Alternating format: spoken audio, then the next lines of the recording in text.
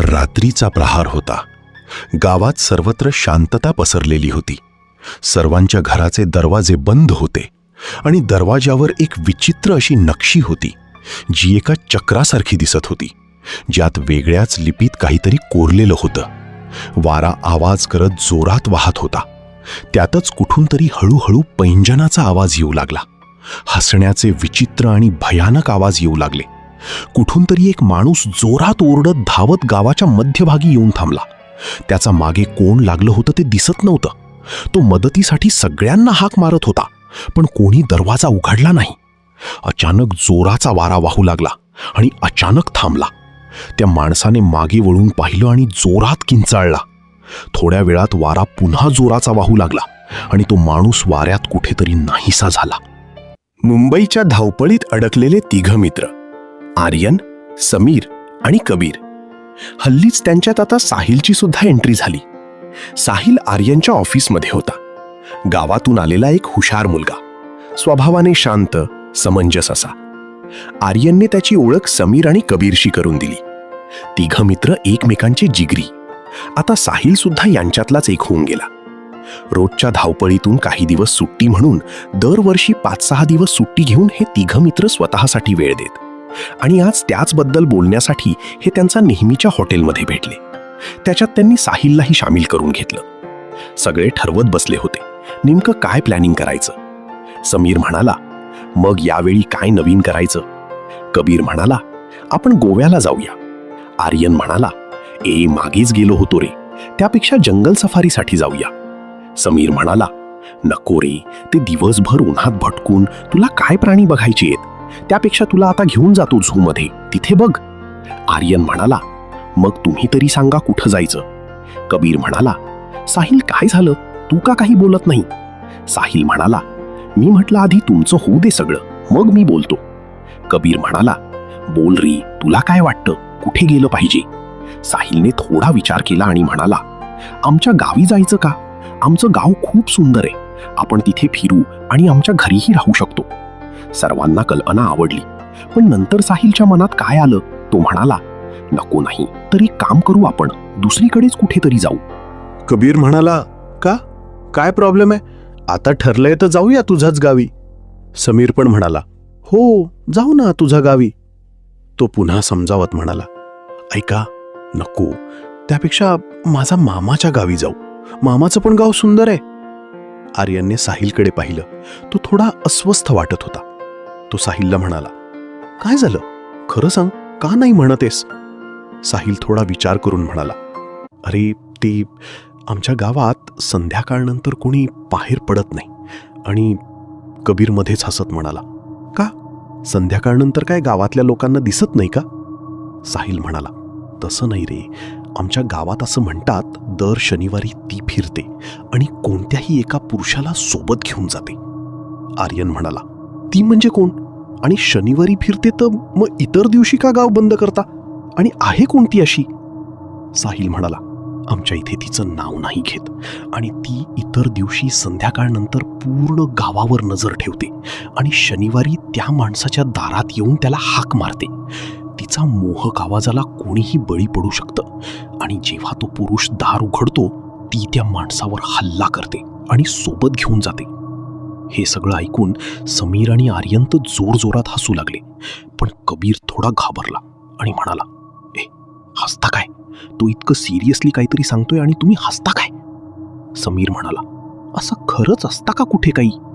साहिल म्हणाला, आमच्या गावात किती लोक असेच गायब झाले आहे, म्हणून तर माझ्या घरच्यांनी मला इथे एवढं दूर पाठवलं, कायम मला घरापासून आणि गावापासून लांब ठेवलं. आर्यन म्हणाला, माझी तर आता उत्सुकता वाढली, मला तर आता तुझ्या गावी यायचंय. कबीर म्हणाला, मी नाही येणार, तुला जायचंय तू जा. समीर म्हणाला, गप्प बसा रे, असं काही नसतं. साहिल तूच सांग, आतापर्यंत तू कोणाला तरी पाहिलं का, डोळ्यांनी किंवा कानांनी ऐकलं का. तो म्हणाला, नाही. समीर म्हणाला, मग झालं, तर तू स्वतः कधी अनुभव घेतला नाही, फक्त घरचे गावातले काहीतरी सांगतात म्हणून विश्वास ठेवायचा. शेवटी समीर आणि आर्यनच्या हट्टापुढे कबीर आणि साहिल हार मानतात. शेवटी साहिलच्या गावी जायचं त्यांचं पक्क ठरतं. 2 दिवसांनी ऑफिसला सुट्टी टाकून चौघं निघाले. गाडीने निसर्गाची मज्जा घेत एन्जॉय करत तिघं गावच्या वेशीवर पोहोचले. तोच गाडी समोर एक माणूस आला आणि गाडी चालवत असलेल्या आर्यनने अचानक ब्रेक दाबला. तसा तो माणूस गाडीच्या काचेवर हात मारू लागला आणि काहीतरी बडबडू लागला. त्याला साहिलने ओळखलं. तो गावातला एक वेडा माणूस होता. त्याचा अंगावर मळलेले कपडे आणि हातात मळलेलं पोतं होतं. केस आणि दाढीमुळे तो आणखी विचित्र दिसत होता. त्याला बघून आर्यन खाली उतरला. आर्यन त्या वेड्याला काही करायला नको म्हणून ही तिघही खाली उतरले. आर्यन त्याला मारायला धावणार तोच साहिल त्याला अडवत म्हणाला, अरे जाऊ दे आर्यन, सोड, तो गावातला वेडा आहे, जाऊ दे.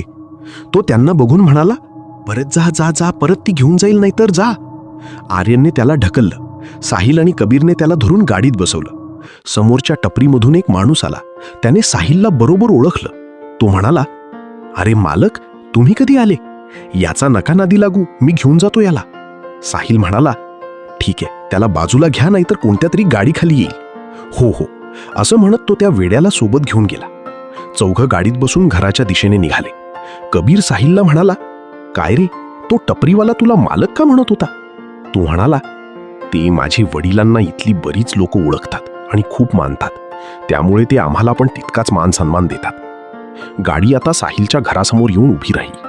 सगळे गाडीतून खाली उतरले आणि जसं त्यांनी साहिलचं घर पाहिलं ते शॉक झाले. साहिलचं घर हे घर नाही, जणू कोणता तरी राजमहाल सारखं वाटत होतं. चौघांपैकी कोणालाच माहीत नव्हतं की साहिलचं घर इतकं सुंदर आणि प्रशस्त असेल. साहिल म्हणाला, चला आता जाऊया. सगळे घरात आले. आता आल्याबरोबर समोर मोठा हॉल, उजव्या बाजूला पूजाघर, डाव्या बाजूला किचन आणि आणखी अशाच 2-3 खोल्या. समोरच मोठ्या पायऱ्या ज्या 2 बाजूला वळत होत्या आणि भिंतीवर राजसी पोशाख असलेले 2 मोठे फोटो. त्याने आता आल्याबरोबर आईला हाक मारली. त्याचा आवाज ऐकून आई बाहेर आली. साहिलला बघून आई खुश झाली. आईला बघून साहिलने धावत जाऊन आईच्या पायाला स्पर्श केला आणि आईचा आशीर्वाद घेतला. त्याचा आवाज ऐकून इतर मंडळी म्हणजेच त्याची आजी, वहिनी, तसंच छोटी पिंकी सुद्धा बाहेर आली. सगळे साहिलला बघून खूप खुश होते. पिंकीने तर तिचा लाडक्या काकाला बघून धावत मिठी मारली. साहिलने कबीर, समीर आणि आर्यनची ओळख करून दिली. साहिलने आईला विचारलं, आई, बाबा, दादा आणि आजोबा कुठे? आणि पूजा पण दिसत नाहीये कुठे? आई म्हणाली, अरे बाबा शेतावर गेली आणि दादा तर फॅक्टरीच्या कामासाठी गेला आहे आणि पूजाबाईंना ते तेवढंच बहाणा मिळाला म्हणून त्या गेल्या मैत्रिणीकडे. आजीने साहिलला जवळ घेऊन त्याचा डोक्यावर हात फिरवला. त्याला जवळ घेत म्हणाली, किती दिवसांनी आलं माझं बाळ, किती बारीक झालास. तुमच्या शहरात काही खायला मिळतो की नाही? साहिल म्हणाला, मिळतं का आजी, ते जाऊ दे, आजोबा कुठे? आजी म्हणाली, ते कुठे असणार, गावात गेले आहेत, येतील थोड्या वेळात. साहिलने कबीर, समीर आणि आर्यनला त्यांची रूम दाखवली. ते फ्रेश होण्यासाठी रूममध्ये गेले. साहिल सुद्धा त्याचा रूममध्ये आला. रूममध्ये येताच कबीर म्हणाला, हा साहिल तर छुपा रुस्तम निघाला, कसलं भारी घर आहे याचं. समीर म्हणाला, घर नाही रे, राजवाडा आहे जसा. आर्यन म्हणाला, ते काहीही असो, पण त्याची फॅमिली खूप चांगली आहे. आजी, आई, वहिनी आणि ती छोटी पिंकी सगळेच किती चांगले आहे ना. हे तिघं मस्त गप्पा मारत होते. आई साहिलच्या मागे त्याचं रूममध्ये आली. आई साहिलला म्हणाली, बाळ, तू असा अचानक काही न कळवता तुझ्या मित्रांना घेऊन आलास. तुला तर माहिती आहे ना, इथलं सगळं बाबांना समजलं तर तुलाच रागवतील. तू मला आधी तरी कल्पना द्यायचीस, म्हणजे मी बाबांशी बोले असते. साहिल म्हणाला, आई, सगळं खूप गडबडीत ठरलं ग, आणि माझ्या या मित्रांनी शहरात माझी खूप काळजी घेतली. त्यांना आपल्या गावी यायचं होतं, मी त्यांना नाही म्हणू शकलो नाही ग. तू समजावशील ना बाबांना, प्लीज. आई म्हणाली, ठीक आहे, नको काळजी करू, मी बोलते बाबांशी, पण तू तुझ्या मित्रांना इथल्या वातावरणाची आधीच कल्पना देऊन ठेव. तो म्हणाला, हो आई, मी बोलतो त्यांच्याशी. थोड्या वेळाने सगळे फ्रेश होऊन खाली आले. आईने सगळ्यांना जेवायला वाढलं. सगळ्यांनी छान गप्पा मारत टेबलवर बसून जेवण केलं. साहिल म्हणाला, आई, पूजा कुठे? आई म्हणाली, ती मगाशी आली, तिचा रूममध्ये आहे. तेवढ्यात बाहेरून गाडीचा आवाज आला आणि साहिलचा मोठा भाऊ रोहित आला. एकमेकांना इतक्या दिवसांनी बघून दोघं खूप खुश झाले. साहिलने धावत जाऊन त्याचा मोठ्या भावाला मिठी मारली. साहिल म्हणाला, दादा, कसा आहेस तू? तुझी खूप आठवण आली तिकडे. रोहित म्हणाला, मी बरा आहे, मला सुद्धा तुझी खूप आठवण आली. नंतर साहिलचे खांदे धरून त्याने विचारलं, तू येण्यापूर्वी बाबांना विचारलं होतं? साहिलने मान खाली केली. रोहितला सारं काही समजलं. तो म्हणाला, ठीक आहे, तू नको काळजी करू, मी बोलतो. साहिलने त्याच्या मित्रांची ओळख रोहितला करून दिली. तेवढ्यात पुन्हा बाहेरून गाडीचा आवाज आला. तसा साहिल थोडा घाबरला. सर्वांचं लक्ष घराच्या मुख्य दाराकडे गेलं. आजोबा आणि साहिलचे वडील आत आले. आजोबा साहिलला बघून खूप खुश झाले, पण दुसऱ्याच क्षणी त्याच्या डोळ्यात एक भीतीची लाट उसळलेली दिसली. बाबांनी त्याला बघून भुवया उंचावल्या आणि आत आले. तसं सगळेच घाबरून उभे राहिले. ते साहिलला म्हणाले, तू तू कधी आलास इकडे, आणि विचारायची सांगायची काही पद्धत? साहिल घाबरला. रोहित पुढे होऊन म्हणाला, बाबा, मीच साहिलला इथे बोलावलं. त्याची खूप आठवण येत होती मला, म्हणून. मग आजोबा म्हणाले, हो, मी पण रोहितला म्हणालो होतो, साहिलला भेटावंसं वाटतंय, बोलावं त्याला, म्हणून त्याने बोलावलं. बाबा आजोबांना म्हणाले, अहो, ही मुलं लहान आहेत, पण तुम्हाला तर माहिती आहे ना, तरी तुम्ही त्याला बोलावलं. साहिल पुढे होऊन म्हणाला, बाबा, मी जाणार आहे लगेच. त्याचे बाबा म्हणाले, ठीक आहे, आला तर राहा, पण काळजी घेऊन. नंतर ते आईला म्हणाला, पूजा कुठे? आई म्हणाली, ती तिचा रूममध्ये आहे. साहिलनं त्याचा मित्रांची ओळख करून दिली. बाबा म्हणाले, आता सगळे आराम करा, यावेळी कुणी गावात जात नाही, जे काही फिरायचं ते सकाळी फिरा. असं म्हणून बाबा रूममध्ये गेले. साहिल आणि बाकी मित्र आजोबांना भेटले. आजोबा म्हणाले, याचा वडिलांचं एवढं मनावर घेऊ नका, तो जे काही बोला ते काळजीपोटी बोला. नंतर सगळे आपापल्या रूममध्ये आले. कबीर, समीर आणि आर्यन तिघांना एकच रूम दिली होती. समीर म्हणाला, या साहिलची फॅमिली अशी काय आहे? इतका दिवसांनी तो घरी आला, त्याचं काही नाही, पण का आला असं बोलून रागावतात. आर्यन म्हणाला, त्यांचं त्यांना माहीत रे, ते असं का बोले. कबीर म्हणाला, मला तर सगळ्याच्या डोळ्यात एक वेगळीच भीती जाणवत दिसत होती. आर्यन म्हणाला, आपण थोड्या दिवसांसाठी आलो आहोत, त्यामुळे कोणाबद्दल उगाच काही विचार नको करायला. सकाळ झाली. चौघं आवरून नाश्ता करण्यासाठी हॉलमध्ये आले. तिथे घरातले सगळे होते. बाबा साहिलला म्हणाले, आज काय करणार आहात? साहिल म्हणाला, काही नाही, यांना आपलं गाव बघायचं होतं, मग आज आपलं गाव, शेत सगळं दाखवतो. बाबा थोड्या कठोर स्वरात म्हणाले, ठीक आहे, पण कुठं जायचं आणि कुठं जायचं नाही हे तर तुला माहीतच आहे, आणि हो, संध्याकाळ होण्याआधी परत यायचं काय? साहिलने होकारात मान डोलावली. बाबा उठून त्यांच्या कामासाठी निघून गेले. नंतर नाश्ता आवरून हे चौघेही बाहेर जाण्यासाठी निघाले. आईने सुद्धा साहिलला पुन्हा आठवण करून दिली, संध्याकाळ होण्यापूर्वी येण्याची. चौघं निघाले. साहिलने त्यांना पूर्ण गाव दाखवलं, त्यांचं शेत दाखवलं. ते चौघं पूर्ण गाव फिरले, एन्जॉय केलं, फोटोज काढले. पण समीर, कबीर आणि आर्यनने एक गोष्ट नोटीस केली.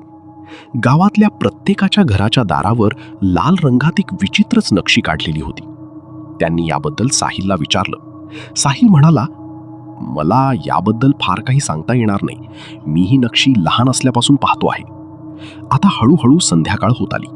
साहिल म्हणाला, आता घरी निघायला हवं, उशीर होतोय. तिघं निघाले. आर्यन गाडी चालवत होता.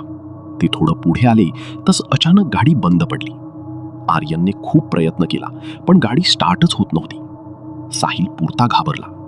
अरे आर्यन, काहीतरी कर, संध्याकाळ होत आली, बाबा जर आपल्या आधी घरी पोहोचले तर काही खरं नाही. आर्यन आणि समीर खाली उतरून चेक करू लागले.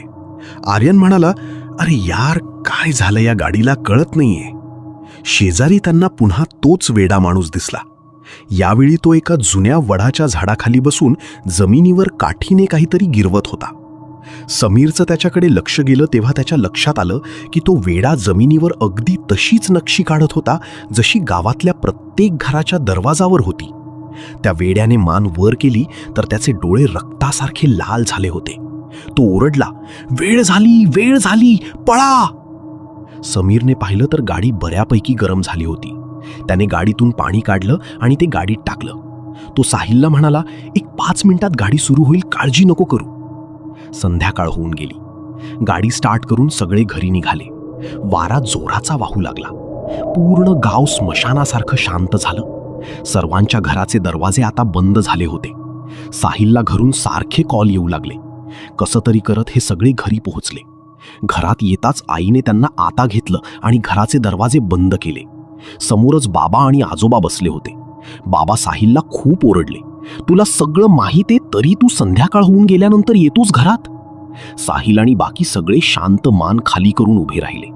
समीर पुढे होऊन म्हणाला, सॉरी काका, ते मध्येच गाडी बंद पडली त्यामुळे उशीर झाला. बाबा म्हणाले, तुम्ही सगळे इथे नवीन आहात.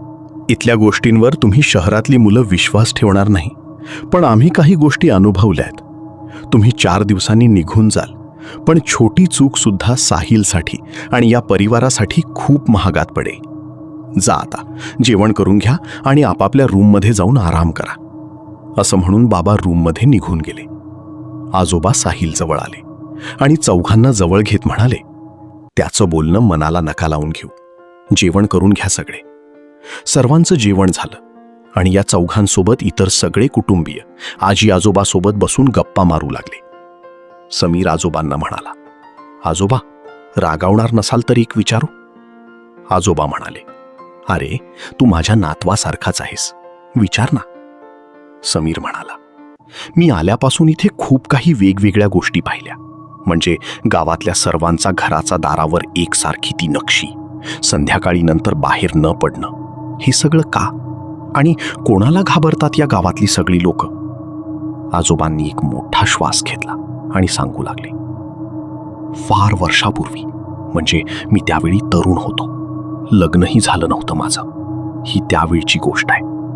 हे जे भिंतीवर 2 फोटो दिसतात, त्यातला उजवीकडचा फोटो माझ्या वडिलांचा आणि डावीकडचा माझ्या मोठ्या भावाचा फोटो आहे. काही वर्षापूर्वी असं काही घडलं की त्यात मला माझ्या भावाला सुद्धा गमवावं लागलं. गावात एक रखमा नावाची मुलगी होती. तिचा जन्म झाला तेव्हा तिचे आई वडील वारले. जन्मताच ती अपशकुनी होती. ती आपल्याच शेतात काम करायची तिचा आजीसोबत. अचानक काही दिवसांनी गावातून लहान मुलं गायब होऊ लागली. गावातल्या लोकांनी खूप शोध लावण्याचा प्रयत्न केला, पण हाती काही लागलं नाही. मग एक रात्री गावातला एक माणूस तिच्या झोपडीजवळून जात होता, तर त्याला एका लहान मुलाच्या रडण्याचा आवाज आला. त्याने आजूबाजूला शोधलं, त्याला कोणी दिसलं नाही. मग त्याचं लक्ष रखमाच्या झोपडीकडे गेलं. त्याने चोरून आत पाहिलं तर आता रखमा त्या मुलाला मांडीवर घेऊन कसले तरी काळ्या जादूचे विधी करत होती आणि समोर आमचा दादाचा फोटो ठेवला होता. त्याने गुपचूप जाऊन सगळ्या गावातल्या लोकांना बोलवून आणलं. आम्हीही तिथे गेलो. आम्ही पोहोचेपर्यंत गावातल्या लोकांनी तिला झोपडीतून बाहेर काढून तिचाच दारातल्या झाडाला बांधलं होतं. आम्ही पोहोचल्यावर आम्हाला सगळा प्रकार समजला. माझा दादा त्यावेळी शहरात गेला होता. त्याला स्वतःच्या वशमध्ये करण्यासाठी तिने कितीतरी लहान मुलांचे बळी दिले होते. गावातले लोक संतप्त झाले होते. त्यांचं म्हणणं होतं ती एक डायाण आहे. रागात गावातल्या लोकांनी तिला तिथेच पेटवलं. तिची झोपडी सुद्धा पेटवली. त्यातच तिचा आजीचा जीव गेला. ज्यावेळी ती पेटत होती तिने शापत घेतली, ती पुन्हा येईल. ती गेल्यानंतर गावात काही विचित्र प्रकार घडू लागले. बऱ्याच लोकांना ती रात्रीची त्याच झाडाखाली दिसायची. रात्रीची ती गावात बऱ्याच लोकांना फिरताना दिसू लागली. दर शनिवारी ती लोकांचे दरवाजे वाजवून मोहकपणे हाक मारून त्यांना घराबाहेर बोलवून क्रूरपणे त्यांचा जीव घेऊ लागली. काही दिवसांनी दादा परत आला. आल्यानंतर त्याला ती सतत दिसू लागली. तिचा आवाज येऊ लागला. एकदा दादाला यायला उशीर झाला म्हणून माझ्या वडिलांनी त्याला बोलवायला माणसं पाठवली, पण तिकडून कळलं की दादा तर कधीच निघाला आहे. सगळीकडे दादाची शोधाशोध सुरू झाली आणि दादा त्याच झाडाखाली सापडला जिथे रकमला जाळलं होतं. दादाला आम्ही घरी घेऊन आलो, तर त्याला स्वतःला काही माहीत नव्हतं की तो तिथे कसा पोहोचला. माझे वडील खूप घाबरून गेले. त्यांनी लगेच आमच्या गुरुजींना बोलावणं पाठवलं, पण ते दूरच्या गावी गेल्यामुळे दुसऱ्या दिवशी येणार होते. आम्ही खूप घाबरलो होतो. रात्रीची वेळ होती. घरातून अचानक पैंजनचा आवाज येऊ लागला. वारा वाहू लागला आणि पूर्ण घरातल्या लाईट आपोआप गेल्या. दादाचा जोरात ओरडण्याचा आवाज आला. आम्ही आवाजाच्या दिशेने धावलो, पण दादा तिथे नव्हता. पूर्ण घरात दादाला शोधले, पण दादा कुठेच नव्हता. घराचे दरवाजे सुद्धा आतून बंद होते. पूर्ण गावात शोधाशोध केली. शेवटी दादा सापडला. तो त्याच झाडाखाली होता, पण यावेळी आम्हाला उशीर झाला. दादाचे श्वास थांबले होते. आम्हाला काही समजत नव्हतं. दुसऱ्या दिवशी सकाळी गुरुजी आले. आम्ही दादाचा सर्व विधी तोपर्यंत आटोपले. गुरुजींनी आम्हाला सांगितलं, रकमनेच हे सगळं केलं आहे. ती संतापाने आणि प्रतिशोधाने भरलेली आहे. ती आता कोणालाच नाही सोडणार. तिला ज्या दिवशी मारलं तो दिवस शनिवार होता. इतर दिवशी तिची नजर साऱ्यांवर असते आणि शनिवारी जे कोणी सापडेल त्या माणसाला की मारून टाकते. माझ्या वडिलांनी त्यांना यावर उपाय विचारला तेव्हा त्यांनी आम्हाला सांगितलं, संध्याकाळच्या वेळी कितीही महत्वाचं काम असू दे, कोणी घराबाहेर पडायचं नाही. काहीही होऊ दे, तिचा घराच्या दिशेने कोणीही जायचं नाही. त्याचबरोबर गुरुजींनीही दारावर असलेली नक्षी आम्हाला दिली. ही नक्षी संपूर्ण गावातील घराच्या दरवाजावर करून त्याची रोज पूजा करायला सांगितली, जेणेकरून ती कोणाच्या घरात शिरू शकणार नाही.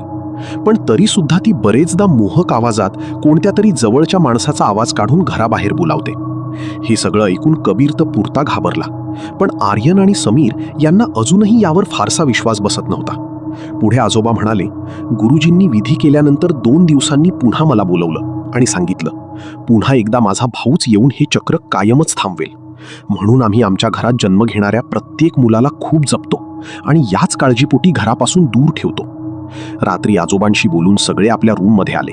कबीरला हे सगळं ऐकून भीतीमुळे झोपच लागत नव्हती. तो आर्यन आणि समीरला म्हणाला, आपण उद्या निघायचं का इथून? गाव तर असंही बघून झालंय. आर्यन हसत म्हणाला, झालं? घाबरला? तरीच म्हटलं अजून तू निघण्याबद्दल काही कसं बोला नाहीस.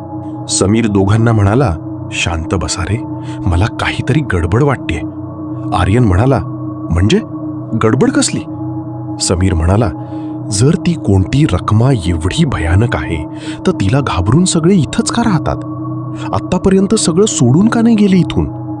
कबीर म्हणाला, अरे आपल्याला काय करायचंय, आपण इथून जाऊया ना प्लीज. समीर म्हणाला, हो जाऊया, आणखी 2-3 दिवस थांबू. उगाच साहिलला पण आपल्यामुळे निघावं लागेल. थोडा वेळ गप्पा मारून आणि कबीरला समजावून तिघे झोपले. मध्यरात्रीची वेळ झाली होती. अचानक खिडकीतून वारा आवाज करत वाहू लागला. वाऱ्यामुळे काहीतरी पडल्याचा आवाज आला. तसा समीर दचकून उठला. त्यानं आजूबाजूला पाहिलं तर त्याला कोणी दिसलं नाही. शेजारी आर्यन आणि कबीर शांत झोपले होते. तोही पुन्हा झोपी गेला. अचानक त्याचा कानात पैंजणाचा आवाज घुमला. तो मंत्रमुग्ध झाल्यासारखा उठून बसला. त्याचा कानात पुन्हा पुन्हा तो पैंजणाचा आवाज घुमू लागला. तो बेडवरून उठून रूमच्या बाहेर आला आणि मंत्रमुग्ध अवस्थेत चालू लागला. त्याला आजूबाजूला काय चालू आहे काही कळत नव्हतं. तो हळूहळू घरातल्या दुसऱ्या बाजूला आला आणि एका कोपऱ्यातल्या अंधाऱ्या खोलीजवळ येऊन थांबला.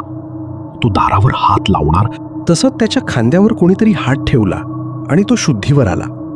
त्याने मागे वळून पाहिलं तर समोर पूजा होती. ती म्हणाली, अहो तुम्ही एवढ्या रात्री इथे काय करताय? इथे यायला मनाईये, दादानी सांगितलं नाही का? तो म्हणाला, माफ करा, मला स्वतःला नाही समजलं मी इथे कसा आलो ते. ती म्हणाली, ठीक आहे जावा आता. समीर पुन्हा रूममध्ये आला, पण त्याचा मनात आता संशय येऊ लागला. तो त्याला आलेला आवाज, त्याचा नकळत तो त्या खोलीसमोर जाऊन उभा राहणं, ती बंद खोली, त्याच्या डोक्यात या सगळ्या गोष्टी फिरू लागल्या.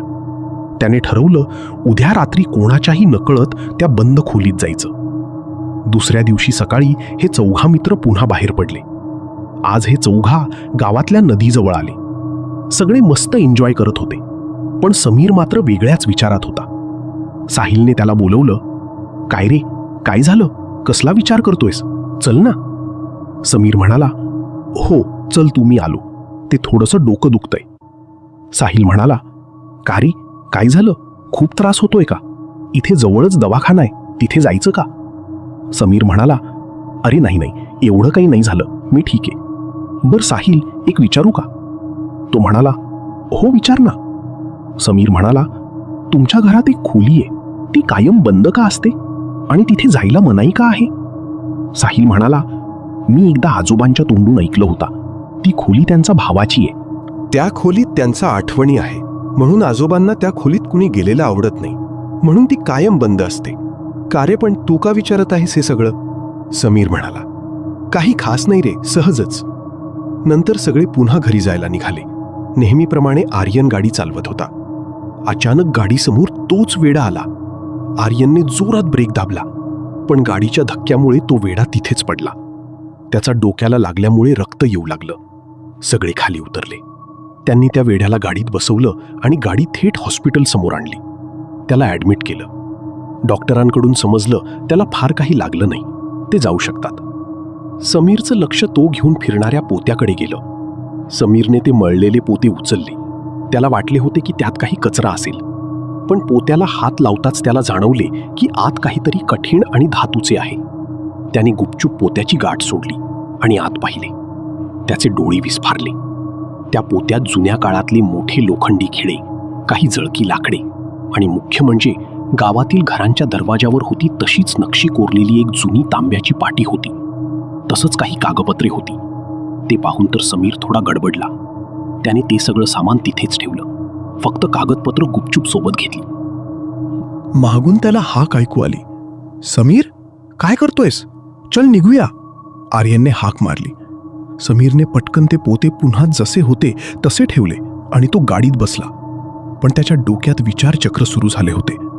तो वेडा माणूस ती नक्षी जमिनीवर का काढत होता? आणि त्याच्याकडे ही पाटी कुठून आली? रात्रीचे जेवण आटपून सर्वजण झोपायला गेले. कबीर तर घाबरून आर्यनला पकडून झोपला होता, पण समीरला झोप येत नव्हती. रात्रीचे साधारण 12:30 वाजले.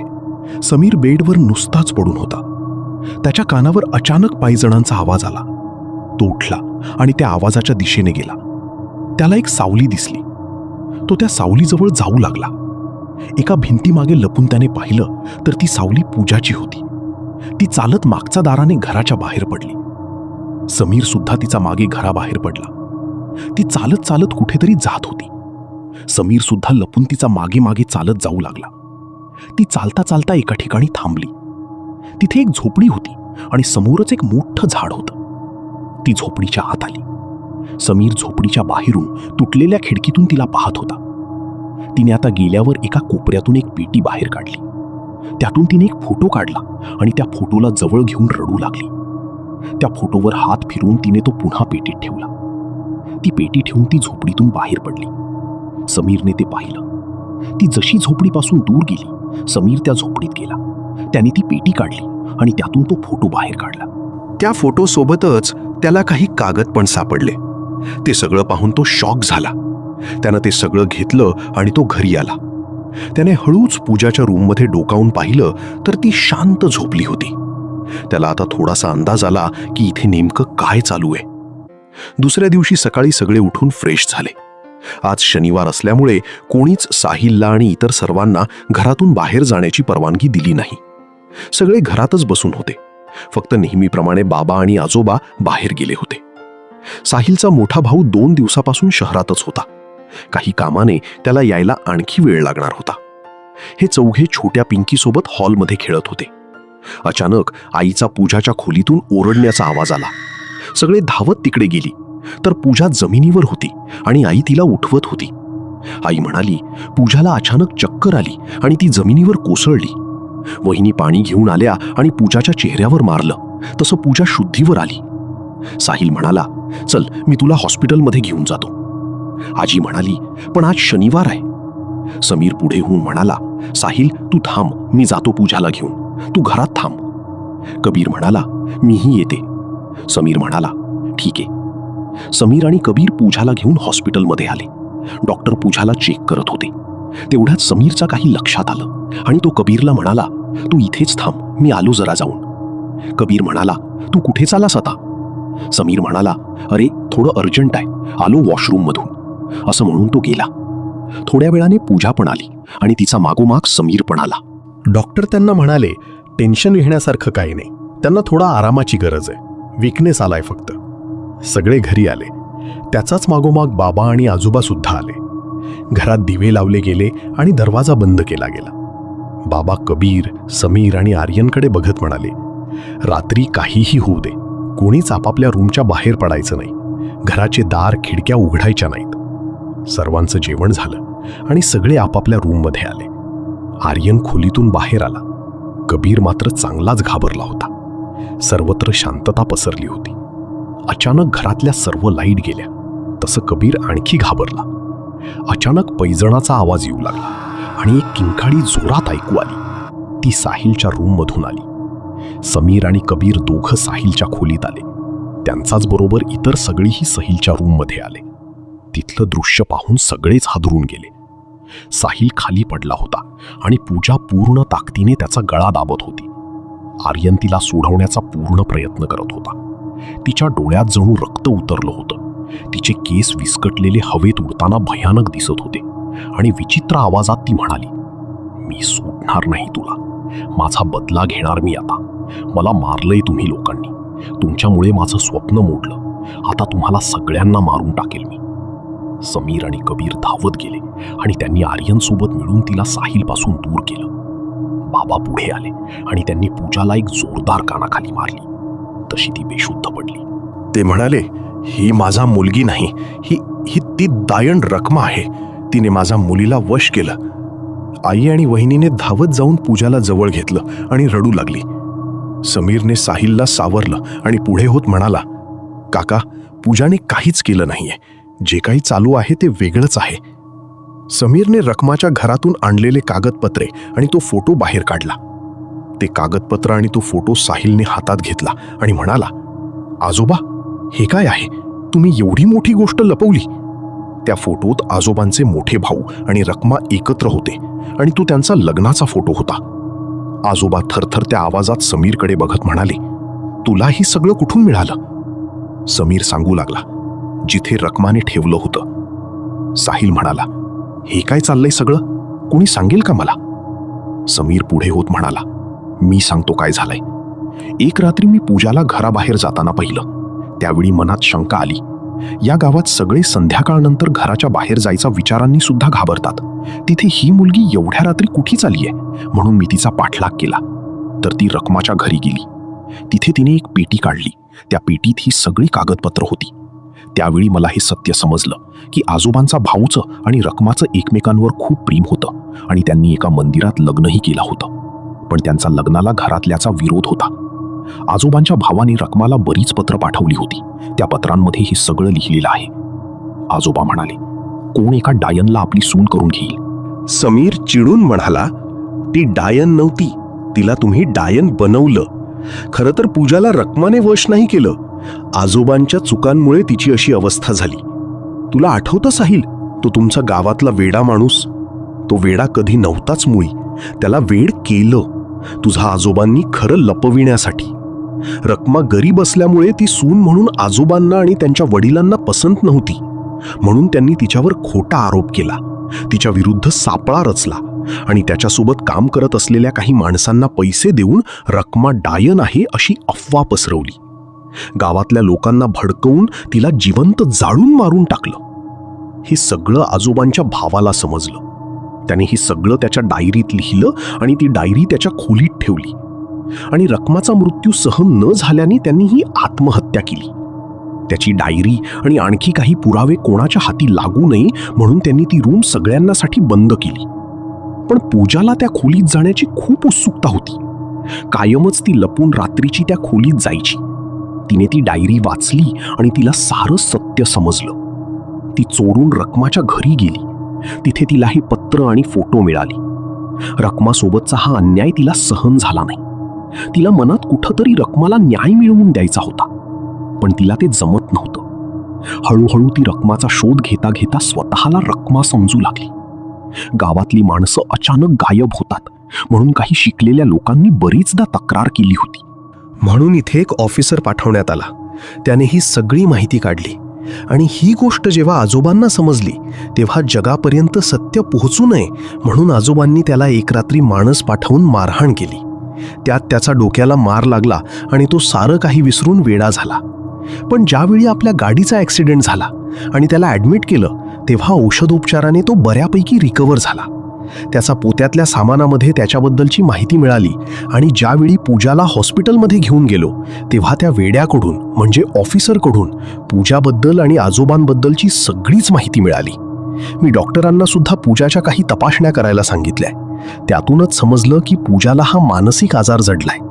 पण त्या ऑफिसरकडून एक गोष्ट समजली की गावातली लहान मुलं तर आजोबांनी आणि त्याच्या वडिलांनी गायब केली होती काळी जादू करण्यासाठी, जेणेकरून त्यांना खूप संपत्ती मिळावी. पण आता ती जी गावातली माणसं गायब होतात ते कोण करतंय? कारण पूजा जेव्हा स्वतःला रखमा समजते तेव्हा दोषी स्वतःच्या कुटुंबालाच समजते. त्यामुळे इजा सुद्धा कुटुंबातील लोकांनाच करेल. म्हणूनच मी आर्यनला आज साहिलवर लक्ष ठेवायला सांगितलं होतं. मला माहीत होतं आज शनिवार आहे, त्यामुळे पूजा साहिलवर नक्की हल्ला करणार. साहिल हे सगळं ऐकून खालीच बसला आणि म्हणाला, आजोबा, आणखी काय काय लपवलंय आमच्यापासून? तुमच्यामुळे आज पूजाची अशी अवस्था झालीये. तुमच्यामुळे अख्खं गाव भीतीच्या अंधारात जगतंय. मला आता एक क्षणही या घरात राहायचं नाही. असं बोलून तो उठला आणि घराबाहेर जायला निघाला. आजोबा त्याला अडवत म्हणाले, साहिल, मी चुकलो रे, पण आता घराबाहेर पडू नको. ती आहे रे, ती खरंच आहे. ऐक माझं साहिल. साहिल त्यांना झटकून म्हणाला, बस करा आजोबा, अजून किती खोटं बोलणार आहात? गावातली लोकंसुद्धा तुम्ही गायब करताय ना? का तर लोकांना रखमाचा भूतावर विश्वास बसावा? मी नाही घाबरत. असं म्हणून तो निघाला. समीर, आर्यन सगळे त्याला अडवत होते. समीर म्हणाला, साहिल, तू शांत हो, आपण जाऊ इथून, पण आता नको. साहिल म्हणाला, तुला एवढं सगळं माहीत असून तू सुद्धा अडवतोस? समीर म्हणाला, हो, मी अडवतोय, कारण अजून पण समजलं नाही की गावातली लोक नक्की कोण मारत आहे. साहिलने रागाच्या भरात कोणाचेच ऐकले नाही आणि घराचा मुख्य दरवाजा उघडला. दरवाजा उघडताच काळोखाचा एक थंड आणि भयानक झोत घरामध्ये शिरला. वारा इतका प्रचंड होता की हॉलमधील काही वस्तू खाली पडल्या. साहिल घराबाहेर पडला. साहिल, थांब! समीर, आर्यन आणि कबीर त्याच्या मागे धावले, पण साहिल गाडीत जाऊन बसला होता. त्याने गाडी स्टार्ट केली आणि जोरात ॲक्सिलेटर दाबला. गाडी गावाच्या मुख्य रस्त्यावरून वेगाने धावू लागली. मागे समीर, आर्यन आणि कबीर दुसऱ्या गाडीने त्याचा पाठलाग करत होते. गावातील रस्ते पूर्णपणे ऊस पडले होते. नेहमीप्रमाणे प्रत्येक घराचे दरवाजे बंद होते आणि त्यावरती रहस्यमयी चक्रासारखी नक्षी कोरलेली होती. गावातील रस्ते भयान शांत होते. अचानक साहिलच्या गाडीसमोर दाट धुक्याची एक भिंत उभी राहिली. गाडी चालवताना त्याला समोरचे काहीच दिसेनासे झाले. त्याने गाडीचा ब्रेक दाबला. गाडी थांबली. वेशीवरच्या त्याच जुन्या वडाच्या झाडाजवळ त्याची गाडी थांबली होती, जिथे वर्षांपूर्वी रखमाला जिवंत जाळले गेले होते. वारा अचानक थांबला. सर्वत्र शांतता पसरली. तशातच साहिलच्या कानावर पैंजणांचा अतिशय स्पष्ट आवाज आला. छम छम छम. गाडीच्या काचेवर हळूच कोणाचा तरी हात पडला. साहिलने थरथरत्या हाताने गाडीची हेडलाईट चालू केली. लाईटच्या प्रकाशात समोर जी आकृती उभी होती ती पाहून साहिलच्या अंगावर काटा आला. तिची उंची खूप जास्त होती. पांढरे फटक पडलेले शरीर, लांब आणि विस्कटलेले केस आणि डोळे पूर्णपणे काळेभोर होते. ती हळूहळू हसू लागली. तो विचित्र भयानक आवाज त्याने लहानपणापासून फक्त कथांमध्ये ऐकला होता. मी तुलाच शोधत होते. चक्र पूर्ण करण्याची वेळ आली आहे. तिचा मोहक पण तितकाच थरकाप उडवणारा आवाज साहिलला ऐकू आला. तेवढ्यात समीर आणि आर्यन तिथे पोहोचले. त्यांनी गाडीच्या हेडलाईटचा प्रखर प्रकाश त्या आकृतीवर टाकला. समीर गाडीतून उतरून ओरडला, साहिल, गाडीतून बाहेर पडू नको. पण साहिल जणू संमोहित झाला होता. त्याने गाडीचा दरवाजा उघडला आणि तो बाहेर पडू लागला. त्या आकृतीने साहिलचा हात पकडला. तिची नखे इतकी तीक्ष्ण होती की साहिलच्या हातातून रक्त वाहू लागले. समीर गाडीतून उतरून ओरडला, साहिल, थांब! रखमा, तू चुकीच्या माणसाला मारत आहेस. गुन्हेगार घरात लपलेत. तिनं त्याचं काही ऐकलं नाही. रकमेची आत्मा साहिलवर हल्ला करायला मागे वळली, पण अचानक ती वेदनेने किंचाळली. तिनं साहिलवर हल्ला केला नाही, उलट ती मागे सरकली. तिच्या डोळ्यात राग नव्हता, तर अथांग भीती होती. समीर चक्रावून गेला. त्यानं पाहिलं तर तिथल्या अंधारातून एक आकृती पुढे आली. तो गावातला वेडा माणूस होता, पण आता त्याच्या चालण्यात वेडेपणा नव्हता, तर एक राजेशाही ऐट होती. त्याच्या हातात ती तांब्याची पाटी आणि जळकी लाकडे होती. तो ती पाटी घेऊन एक एक पाऊल पुढे पुढे चालू लागला. तसं रखमा मागे मागे जाऊ लागली. तो वेडा तिला म्हणाला, रखमे, तुझ्यासोबत जे काही झालं ते चुकीचं होतं ग, पण त्यात या साहिलची काय चूक? ज्या लोकांमुळे तुझी ही अवस्था झाली त्यांना तू शिक्षा दिलीस ना, आणि ज्याची चूक नाही त्याला शिक्षा देण्याचा अधिकार आपल्याला नाही. याला जाऊ दे, ऐक माझं. त्याचं बोलणं झाल्यावर तिच्या भयानक दिसणाऱ्या डोळ्यांमधून अश्रू वाहू लागले. त्या वेड्याने समीरला जाण्याचा इशारा केला. समीर ओरडला, कबीर, साहिलला गाडीत घे. आर्यन, गाडी रिव्हर्स घे. तिघांनी साहिलला ओढले आणि गाडीत कोंबले. आर्यनने गाडी वेगाने रिव्हर्स घेतली आणि त्यांनी तिथून पळ काढला. मागे वळून पाहिले तेव्हा गाडीच्या दिव्यांच्या अंधुक प्रकाशात त्यांना जे दिसले ते थरकाप उडवणारे होते. तो वेडा माणूस जो प्रत्यक्षात सरकारी ऑफिसर होता. त्याने ती तांब्याची पाटी हवेत धरली होती. त्या पाटीवरील रहस्यमयी चक्रातून एक वेगळाच निळा प्रकाश बाहेर पडत होता. रकमाची ती भयानक आकृती त्या प्रकाशाच्या तीव्रतेने हवेतच विरघळू लागली होती. तिचा तो किंचाळण्याचा आवाज हळूहळू वाऱ्याच्या घोंघावणाऱ्या आवाजात विलीन झाला.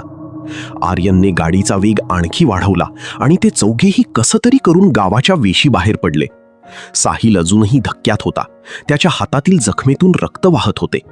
कबीर भीतीने थरथर कापत देवाचे नाव घेत होता, तर समीर गंभीर विचारात पडला होता.